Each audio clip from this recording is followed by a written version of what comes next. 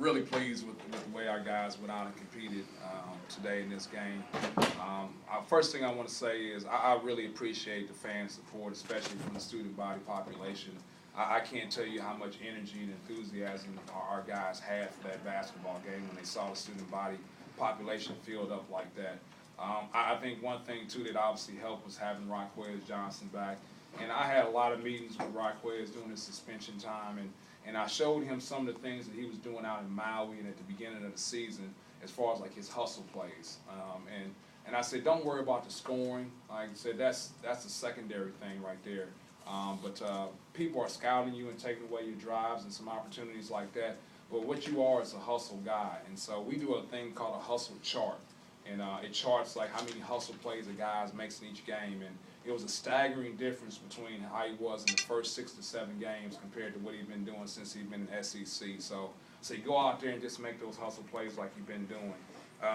Colin was huge for us, made some big threes, but more importantly, he got some driving opportunities and made some plays in the motion offense. And then for Chicken to get 9 assists is huge, but like he still had 7 turnovers. But I'm happy for our guys because you don't have. Like I can handle like the negativity of like being 0-2 against Ole Miss and like breaking the all-time losing streak in Mississippi State history and things like that. But I don't know if our guys being that fragile can handle that. So I'm really happy for them because they don't have to go into the off season answering all those questions. Going scoreless for about 6 minutes when y'all have had those kind of droughts, but you seem to catch a second win. It seems to be obviously something a little different from the past. Yeah, and I don't want to harp back on this again, but like just having Raquez out there like helps that because now you got some opportunities to sub and try to find a guy who can get hot hand or do some things different defensively. But more importantly, like you just don't have a 6'2" Tyson Cunningham guarding a Buckner or a Holloway. You got like a guy, Raquez, who can actually guard those guys. So, we just found a way. It seemed like that last 3 minutes and 40 seconds lasted longer than the whole second half combined. So I just wanted the clock to go.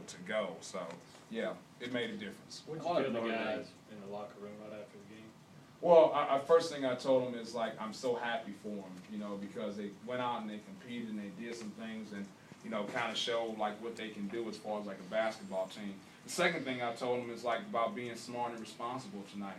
There's going to be a lot of people that want to pat you on the back and you want to celebrate, and it's a big win against Ole Miss. But the last thing we need is any distractions or anything like that because of what happens tonight. A lot of motivating factors obviously going into this game. Some of you just mentioned, but the players were talking about how just simply just trying to knock Ole Miss out of NCAA tournament contention, not knocking your rival out of that. How much do you think this was about that, this game? Well, it wasn't a factor for me at all.